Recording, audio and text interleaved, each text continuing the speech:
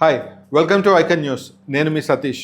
ఈరోజు మనతో పాటు స్టూడియోలో ముప్ప అంకమరావు గారు ఉన్నారు. వారితో ఏపీ రాజకీయాలపై మాట్లాడదాం. నమస్తే అంకమరావు గారు. నమస్తే. అంకమరావు గారు, నిన్న కడపలో కోయా ప్రవీణ్ గారు పెట్టిన విలేకరుల సమావేశంలో ఆయన చెప్పిన సుదీర్ఘంగా మాట్లాడారు. ఆయన చెప్పిన మాటలన్నీ విన్న తర్వాత అటు వర రవీందర్ రెడ్డి కావచ్చు, ఇంటూరు రవికిరణ్ కావచ్చు, ఇంకా ఆ సోషల్ మీడియాకు సంబంధించిన వైసీపీ సోషల్ మీడియాకు సంబంధించిన కార్యకర్తలు అనాలా, వాళ్ళని సైకోలు అనాలా, లేదంటే ఇంకేమనాలో నాకు అర్థం కావట్లేదు. అంటే ఇంత ఆర్గనైజ్డ్గా ఒక క్రైమ్ని నడిపిస్తున్న రాజకీయ పార్టీని, ఆ అధినేతని ఏమనాలి? దీనిపై విశ్లేషణ. అధినేతల గురించి మనం ప్రత్యేకంగా ఏమనేది ఏముంది? ప్రజలు అన్నారు, ప్రజలకు తీర్పు ఇచ్చారు. ఈ ప్రభుత్వం దాన్ని దృష్టిలో పెట్టుకొని, ప్రజలు ఏమైనా తీర్పు ఇచ్చారో దృష్టిలో పెట్టుకొని అతని మీద చర్యలు గనక 3 నెలలకు ముందు గనక ఇలాంటి చర్యలు తీసుకొని ఉన్నట్టయితే ఇలాంటి ఉపద్రవం వచ్చి ఉండేది కాదు. ఎందుకంటే వీళ్ళు ఇక్కడ గమనించుకోవాల్సిన అంశం ఏంటంటే, ఈ ప్రభుత్వం కూడా చట్టం తన పని తాను చేసుకుపోతుందో పాటు రాష్ట్రానికి తీసుకురావాల్సిన పెట్టుబడుల గురించి దాని మీద ఎక్కువ శ్రద్ధ పెట్టినమాట వాస్తవం. ఇప్పుడు రాష్ట్రానికి పెట్టుబడులు వస్తున్నాయి. వాళ్ళు అనుకున్నది ఈ సంవత్సరం పూర్తయిపోయింది. మీరు గమనించారో లేదో, ఇప్పటి వరకు పరిశ్రమలు వస్తున్న దాన్ని బట్టి ఉద్యోగ కల్పన కన్నా మనం చూసుకుంటే రమారమి 3 లక్షల నుంచి 5 లక్షల మంది పైన కనపడుతున్నాయి. ఇప్పుడు వాళ్ళు వచ్చిన వాటి గురించి కావచ్చు, వచ్చే వాటి గురించి కావచ్చు, ఈ సంవత్సరానికి అంటే వాళ్ళు 20 లక్షల మందికి ఉద్యోగ కల్పన చేస్తూ ఉన్నారు. మొదటి సంవత్సరమే 5 లక్షల పైన దాటేటట్టుండే. ఓకే, అంటే వచ్చే మార్చి నాటికే చాలా వరకు పురోగతి సాధ్యమేనంటారా ఆ స్థాయిలో? నిస్సందేహం. అంటే ఒకేసారి అందరికి దొరుకుతాయని కాదు, వీళ్ళు అనుకున్నది పూర్తయితే ఈ 2-3 సంవత్సరాల్లో ఇప్పుడు ఏదైతే పనులు మొదలు పెడుతున్నారో ఇది పూర్తయితే ఇప్పటికే 3 లక్షల పై కనపడతా ఉన్నాయి. ఇప్పుడు నిన్న చూసుకుంటా ఉంటే రిలయన్స్కి సంబంధించి 500 చోట్ల బయోగ్యాస్కి సంబంధించి కావచ్చు, ప్లాంట్స్కి సంబంధించి 500 చోట్ల, అంటే వాళ్ళ లెక్క ప్రకారం చూసుకుంటా ఉంటే 2,50,000 మందికి. ఓకే, మరి అది సామాన్యమైన విషయం కాదు కదా. అలాగే టాటా ఇప్పుడు మరి ఈరోజు ఉత్తరాంధ్రలో ఉక్కు పరిశ్రమకు సంబంధించి 1,40,000 కోట్ల రూపాయలతోటి మరో పెద్ద ఉక్కు కర్మాగారం నిర్మించే కార్యక్రమం కూడా జరుగుతూ ఉంది. కాబట్టి ఇవన్నీ చూసుకుంటా ఉంటే ఇట్లా ఈ ప్రభుత్వం ఏమో దీని గురించి ఆలోచిస్తుంది. ప్రజలు, చట్టం, ప్రశాంతత, స్వాతంత్రం ఎట్లా వృద్ధి చెందాలి, ఆర్థికంగా నష్టపోయిన రాష్ట్రాన్ని ఎలా పూడ్చాలి, ఈ పని మీద ఈ ప్రభుత్వం ఉంది. వాళ్ళు దీన్ని ఉదాసీనం అనుకొని చెప్పి ఇంక మమ్మల్ని ఏమని చేయరు. చంద్రబాబు నాయుడు గారు గతంలో 2014 2019 వరకు ఏం చేయలేదు కదా, ఇప్పుడు కూడా ఏం చేయరు అనే ఆలోచనతో వాళ్ళు ముందుకెళ్తా ఉన్నారు. మీరన్నట్టు వాళ్ళ తల్లిగారి మీద, చెల్లెల మీద, అలాగే ఇంకో చెల్లెల మీద, డాక్టర్ సునీత గారి మీద, షర్మిల గారి మీద, తల్లి విజయలక్ష్మి గారి మీద ఇదే వ్యక్తి ఇష్టారీతిన రాసినప్పుడు నిన్న షర్మిల గారు కూడా అడిగారు కదా, ఆ రోజు వాళ్ళ ఏంటిదని ప్రశ్నించేసి ఇది తప్పు అన్నట్టయితే ఇంత దూరం వచ్చి ఉండేది కాదు. ఆయన ప్రోత్సహించడమే కాకుండా ఆయన ఆధ్వర్యంలో నడుస్తుందని చెప్పని ఇప్పుడు మనకి కోయా ప్రవీణ్ గారు చెప్పిన దాన్ని బట్టి మనకు అర్థమైపోతా ఉంది. అట్లా ఆ రోజు ప్రోత్సహించాడు. సొయానా నేనే అంటున్నాను నా చెల్లెల్ని, మీరు ఇంకా విజృంభించండి అని చెప్పని వాళ్ళకు సందేశం ఇచ్చాడు. సభా వేదికగా ఆయన కట్టుకున్న చీర గురించి మాట్లాడాడు, చెల్లెలు కట్టుకున్న చీర గురించి. అలాగే ఆ పార్టీకి ప్రధాన కార్యదర్శి అయిన విజయసాయి రెడ్డి గారు ఏం సందేశం ఇస్తున్నారు, ఆయన దగ్గరికి ఎలా వెళ్ళింది ఆ చీర కట్టుకొని అన్నట్టు మాట్లాడాడు. చంద్రబాబుని మెప్పించడానికి. అంటే దాని అర్థాలు ఎన్నో కూడా మనం చూసుకోవచ్చు. అంటే ఒక జాతీయ స్థాయి నాయకుడు ఎథిక్స్ కమిటీకి, అక్కడ రాజ్యసభలో ఎథిక్స్ కమిటీకి చైర్మన్ అయ్యుండి ఇలాంటి వ్యక్తికి ఎథిక్స్ ఉన్నాయని చెప్పి ఇప్పుడు మనం మాట్లాడుకోవాలి. అంటే ఇలాంటి వ్యక్తికి ఇచ్చారా అలాంటి పదవి? అంటే వీళ్ళందరినీ ఇప్పుడు ఎవరిని వదిలిపెట్టకూడదు ఇక్కడ. ఇప్పుడు మీరు అన్నట్టు కోయా ప్రవీణ్ గారు చెప్పిన దాన్ని కనుక మనం తీసుకుంటే, ఇప్పుడు ఆయన డిఐజీ, మామూలుగా ఆయన నోట్లోంచి వచ్చిందంటే అది మామూలు విషయాలు అయ్యి ఉండవు. ఆయన నిర్ధారణ చేసుకున్న తర్వాత సమాచారాన్ని పూర్తిగా సేకరించిన తర్వాతే మాట్లాడవచ్చు. సరే, ఆయన మీద కూడా వీళ్ళు ఏం మాట్లాడారో చూసాం. నిన్న పేరు నాని ఏ విధంగా మాట్లాడాడో కూడా మనం గమనిస్తూనే ఉన్నాం. వీళ్ళందరికీ కూడా ఎలా చేయాలో, ఏ విధంగా వాళ్ళ పోలీసుల టైపు ట్రీట్మెంటు జరిగితే చూస్తాం భవిష్యత్తులో, అందుట్లో అనుమానం లేదు. ఇక్కడ వర్రా రవీందర్ రెడ్డి అనే వ్యక్తిని ఎవరు అతను చూసుకుంటా ఉంటే భారతీయ సిమెంట్ ఫ్యాక్టరీలో పనిచేసే వ్యక్తి. దానికంటే ముందు కూడా వాళ్ళ కుటుంబ నేపథ్యం, వాళ్ళ బాబాయిలు కావచ్చు, నేర ప్రవృత్తి కలిగి రాజారెడ్డి గారి దగ్గర పనిచేసినటువంటి కుటుంబం వాళ్ళది. ఓకే, మరి అలాంటి వ్యక్తిని దాన్ని బట్టే వాళ్ళ దాంట్లో పెట్టుకున్నారు. పెట్టుకున్న తర్వాత అతను ఉత్సాహాన్ని అతను ఆవేశాన్ని చూసుకున్న తర్వాత వీళ్ళు మొట్టమొదటి రాఘవరెడ్డి ఎవరంటే అవినాష్ రెడ్డి గారి పిఏ. అతను ఇతనికి సమన్వయపరుచుకుంటూ అతను ఏం చెప్పాడో అది వీళ్ళ చేత చేయించుకుంటూ అతనికి అవినాష్ రెడ్డి చెప్తే అవినాష్ రెడ్డి వీళ్ళకి చెప్తే లేదు వీళ్ళు చెప్పింది భార్గవరెడ్డి భుజానేసుకుంటే సజ్జల భార్గవరెడ్డి ఇట్లా ఒకరికొకరికి అంటే ఇది మొత్తాన్ని కనుక మనం కూపీలాగి బయటకు తీసుకుంటా ఉంటే జరిగిన విషయాలు చేయించిన మనుషులు ఒక్కొక్కళ్ళు బయటకు వస్తూ ఉన్నారు.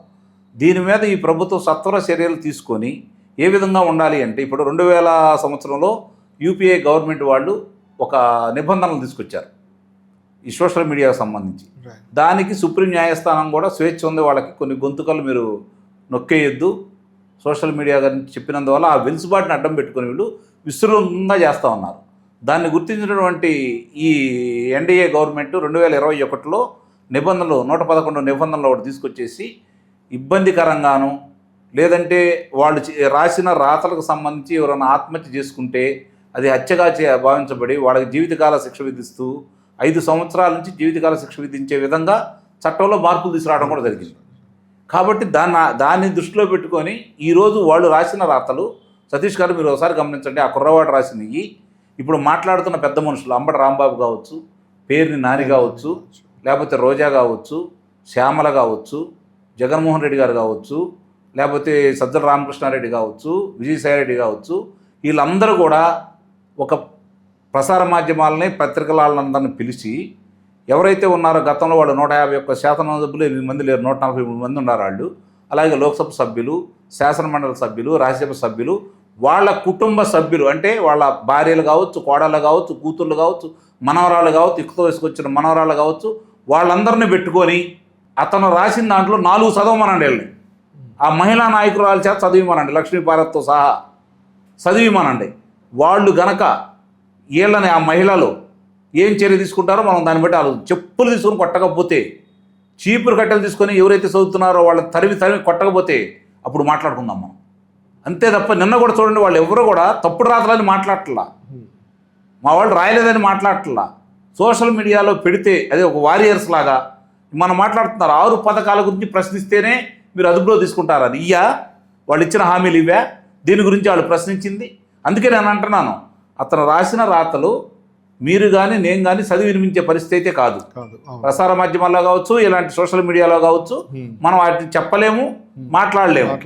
కనీసం వాళ్ళు జగన్మోహన్ రెడ్డి గారిని మాట్లాడమనండి, నేను అన్నట్టు విజయసాయిరెడ్డి గారిని మాట్లాడమనండి, సజ్జల రామకృష్ణారెడ్డిని మాట్లాడమనండి, వీళ్ళు ఎవరైనా సరే మా మహిళా నాయకురాలు మాట్లాడమంటే రోజా గారు కావచ్చు, విడదల రజనీ గారు కావచ్చు, లేకపోతే లక్ష్మీపార్వతి కావచ్చు, వాళ్ళు మాట్లాడి నిజంగా ఇది రాశాడు మీరు సమర్థిస్తున్నారని ఆడవాళ్ళని అడగమనండి. అప్పుడు తెలుస్తుంది వాళ్ళ బతుకులేంటి అనేది ఏంటో. ఇంత చేసి ఇంత వికృతంగా ఇంత అన్యాయంగా ఒక స్త్రీలను ఇప్పుడు చంద్రబాబు నాయుడు గారు నన్ను ఏమన్నాడు, నువ్వు ప్రోత్సహించావు ఇలాంటి దాన్ని. చంద్రబాబు నాయుడు గారు ఏమన్నారు, వైఎస్ఆర్సీపీ పార్టీ మహిళల జోలికి వెళ్ళినా మిమ్మల్ని కూడా ఊరుకోను, మీరు భాష అదుపులో పెట్టుకోండి, ఒళ్ళు దగ్గర పెట్టుకోండి అని చెప్పి హెచ్చరించాడు కదా. టీడీపీ ఎమ్మెల్యేలను అందరినీ సోషల్ మీడియా వాళ్ళందరినీ హెచ్చరించాడు కదా. ఇప్పుడు ఎప్పుడైతే వర్రా రవీందర్ రెడ్డిని అదుపులో తీసుకున్నారో ఇంటూరు రవికిరణ్ కూడా నేను ఏం మాట్లాడాడో చూస్తూనే ఉన్నాం కదా, ఏ విధంగా పెట్టిపోయి మాట్లాడుతున్నాడు. ఏంటి వాళ్ళకి అంత అహం, ఎక్కడ వస్తుంది వాళ్ళకి ఆ ధైర్యం? ఇది కదా ఈరోజు అందరూ ప్రశ్నిస్తుంటా ఉంది. వీటన్నిటికి కూడా అడ్డుకట్టబడిద్ది. అంటే వీళ్ళందరూ నిజంగా ప్రజా సమస్యల మీద ప్రశ్నిస్తే ఇబ్బంది లేదు, అసలు ఎవరు మాట్లాడతారండి? మీరు మాట్లాడేవాళ్ళం, మనం కూడా వాళ్ళకి ప్రోత్సహించేవాళ్ళం. నిజమే ఈ ప్రభుత్వం తప్పులు చేస్తుంది, తప్పుల మీద మాట్లాడదాం. ఇప్పుడు పోయినసారి మనం మాట్లాడాం, కొన్ని విషయాలు హెచ్చరించాం, భవిష్యత్తులో కూడా హెచ్చరిస్తాం, ఇప్పుడు కూడా హెచ్చరిస్తున్నాం. కొన్ని విషయాల్లో సందర్భంగా ఇసుక గురించి కావచ్చు, మద్యం గురించి కావచ్చు, కొన్ని విషయాలు ఇప్పుడు కూడా మనం జరుగుతున్న తప్పుల్ని ఎండగడతానే ఉన్నాం కదా. తప్పుల్ని ఎత్తి చూడబోనే కదా అదే కదా మన బాధ్యత. ఇప్పుడు ఎందుకు వింటారు మన మాటలు? ఏం అవసరం వాళ్ళకి ప్రజలకు వినటానికి? ప్రభుత్వాన్ని పొగిడితే వింటారా? ఎనరు. ప్రభుత్వం చేసి మంచి చెప్పాలా, ప్రభుత్వం చేసి చెడు గురించి కూడా విమర్శించామనుకోండి, ఎక్కడ జరిగే పొరపాట్లని వాళ్ళు సరిదిద్దుకోకపోతే ప్రజలు చైతన్యవంతులు అవుతారన్న ఉద్దేశంతో మాట్లాడతాం. మనం మాట్లాడింది వాళ్ళ దగ్గర కూడా వెళ్ళింది కాబట్టి నిజంగా ఇక్కడ పొరపాటు జరుగుతుంది, సరిదిద్దామని చెప్పి ప్రయత్నం చేస్తారు. కాబట్టి మనం మంచిగా చేసే వాళ్ళకి ప్రోత్సహిద్దాం, చెడుగా చేసే వాళ్ళకి ఎదురు మాట్లాడదాం. అదే కదా మన బాధ్యత. అలాంటి బాధ్యతను వాళ్ళు కనుక ఎత్తుకుంటే మీరు అన్నట్టు 6 పథకాలు ఎంతవరకు అమలు చేశారు, ఎక్కడ వరకు వచ్చినాయి, లేకపోతే ఇప్పుడు వచ్చినటువంటి ఏంటి, ఈ పథకాలు ఎందుకు అమలు కావట్లేదు, మీరు తీసుకొచ్చినటువంటి అప్పులు తీసుకొస్తున్నారా, పరిశ్రమలు ఏవి, ఇది కదా వాళ్ళు మాట్లాడాల్సింది. కళ్ళ ముందు కనపడతానే ఉన్నాయి కదా. ఈరోజు రైల్వే ప్రాజెక్టులకు సంబంధించి 72,000 కోట్ల రూపాయలు ఈరోజు అనుమతులు వచ్చేసినాయి. రోడ్లకు సంబంధించి 67,000 కోట్ల రూపాయలు అనుమతులు వచ్చేసినాయి. సామాన్యమైన విషయం కాదు కదా అది. ఇందాక నేను చెప్పినట్టు ఉక్కు పరిశ్రమ వస్తుంది.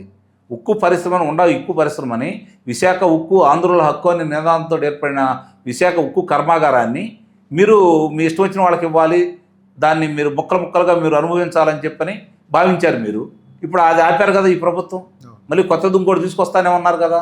అంటే వీళ్ళు చేసిన మంచిని ప్రజలు చర్చించకూడదని పక్కదారి బట్టి మళ్లించటానికి ఇంకా వాళ్ళు ప్రయత్నం చేస్తున్నారు. అంటే 5 సంవత్సరాలు రాష్ట్రాన్ని విధ్వంసం చేశారు, 30 సంవత్సరాలు వెనక్కి తీసుకెళ్లారు, ఒక తరాన్నే నిర్వీర్యం చేశారు. ఒక తరంలో 3 లక్షల మంది ఈరోజు మత్తు పదార్థాలకు బానిసలయ్యారని చెప్పి గణాంకాలు చెబుతున్నాయి. అంటే గణాంకాలకు అందనివి ఎంతమంది ఉంటారు ఇంకా? ఇప్పుడు మీ జిల్లాలో, ఒకప్పుడు మా జిల్లా అనుకోండి, ఇప్పుడు మీ జిల్లా, మీ జిల్లాలో జరిగిన సంఘటన తీసుకోండి. వైద్యశాలలో రెండో సంవత్సరం చదువుతున్నటువంటి వైద్య విద్యార్థులు మరి మత్తు పానీయాలు తీసుకున్నారని చెప్పి కొట్టుకోవడం కూడా చూసాం కదా మనం. అంటే ఎక్కడికి వెళ్తుంది సమాజం? ఎడు తీసుకెళ్తున్నారు? ఇది కదా గమనించుకోవాల్సిన అంశం. ఇవన్నీ కూడా ఈరోజు వాళ్ళు ఇష్టారాజ్యంగా మాట్లాడి ఇది మాకు స్వాతంత్రం ఉంది మేము మాట్లాడతామంటే ఒకప్పుడు చెల్లిపోయిందేమో. ఈరోజు ఆ రోజు ఏమనుకున్నారంటే ప్రభుత్వాలు కావచ్చు, న్యాయస్థానాలు ఏమనుకున్నాయంటే ప్రభుత్వాలు చేసేదాన్ని ఎత్తుచూపడం తప్పేంటి, ప్రశ్నించడం తప్పేంటి అనుకున్నారు తప్ప. ఈ సోషల్ మీడియాలో ఇప్పుడు మీరు మనం మాట్లాడుతున్న వర్రా రవీంద్ర కావచ్చు, ఇంటూరు రవికిరణ్ కావచ్చు, పంచ్ ప్రభాకర్ లాంటి వాళ్ళు కావచ్చు, ఇంకొకడు యూకేలో ఒక డాక్టర్ ఉంటాడు అతను కావచ్చు, అంటే వీళ్ళందరికీ నాయకుడుగా విజయసాయి రెడ్డి ట్వీట్లలోనే చాలా అదే చెప్పేది. ఆయన ఏ విధమైనటువంటి చంద్రబాబు నాయుడు గారి గురించి కావచ్చు, వీళ్ళందరి గురించి కావచ్చు, మొన్న కూడా మాట్లాడుతున్నాడు, లోకేష్ గురించి కూడా మాట్లాడాడు కదా. అంటే ఇక వాళ్ళందరూ కూడా ఒకే ఘాటిని కట్టాలండి. ఇందులో వేరు చూడాల్సిన అవసరం అయితే లేదు. ఇప్పటికి కూడా మేము కొంత మంచి వాళ్ళం అనుకునే వాళ్ళు కూడా ఆ పార్టీలో ఉంటే వాళ్ళని కూడా అదే ఘాటిని కడతాం. ఎందుకంటే మీరు ప్రశ్నించట్లేదు. ఇప్పుడు తెలుగుదేశం పార్టీలో ఇప్పుడు ఇట్లాంటి ఏదన్నా జరిగినాయి అనుకోండి, ఈ కూటమిలో వాళ్ళు హెచ్చరిస్తూ ఉన్నారు. వెనకపోతే రేపు పొద్దున వాళ్ళ పేర్లు కూడా మనం చదువుతాం, పలానా వాళ్ళు ఇలా చదివారని. ముందు మీరు చేశారు కాబట్టి మీకు శిక్ష వేసిన తర్వాత వాళ్ళ దోలికి వెళ్తాం. మీకు శిక్ష వేయకుండా వాళ్ళ గురించి చెప్తామనుకోండి, ప్రభుత్వం వాళ్ళ చేతుల్లో ఉంది. ఇప్పుడు ఇది గమనించుకోవాలి అంశం. ఇప్పుడు వాళ్ళ సొంత చెల్లెలే చెప్పింది కదా, సైతాన్ అంటే ఆమె నమ్మిన బైబిల్కు సంబంధించి వాళ్ళ మతంలో సైతాన్ అంటే ఎలాంటి వ్యక్తో తెలుసు కాబట్టి అతనితో పోల్చింది. పై వాళ్ళని కాదు, అనకొండ ఉన్నాడు, అనకొండను పట్టుకోని అన్నది, వాళ్ళ అన్ననే పట్టుకోమని అంటుంది. చాలా స్పష్టంగా చెప్తా ఉంది కదా. కాబట్టి ప్రభుత్వం కూడా ఇప్పుడు చర్యలు మొదలుపెట్టింది. ఇనికి తిరగకుండానే వీళ్ళకి ఏ విధమైన శిక్షలు వేయాలో చట్టపరంగా భయపడే విధంగా ఉండాలి. అది కూడా గమనించుకోవాలి. అవసరమైతే ఇక్కడ కొన్ని విషయాల్లో కఠినంగా వ్యవహరించాలి. మళ్ళీ భవిష్యత్తులో ఇలాంటి కార్యక్రమాలు ఎవరైనా చేయాలంటే భయపడే విధంగా చట్టాలను తయారు చేసి వాళ్ళకి శిక్షలు వేస్తే మాత్రం నిజంగా ఇది భారతదేశానికి మళ్ళీ ఆంధ్ర రాష్ట్రమే మొదలుపెట్టినట్టు కావాలి. ప్రారంభం ఇక్కడే చేశారు, ఇదిగో పలానా రాష్ట్రంలో సఫలమయ్యారు. కాబట్టి దీన్ని అన్ని రాష్ట్రాలు అమలు చేసే విధంగా ఆంధ్ర రాష్ట్రమే దీన్ని మొదలు పెట్టాలని చెప్పని నేనైతే కోరుకుంటున్నాను. చూస్తారు కదా ఫ్రెండ్స్, గొప్ప అంకంరావు గారితో ఈరోజు విశ్లేషణ. మరో అతిథితో మళ్ళీ కలుద్దాం. అంతవరకు నమస్తే.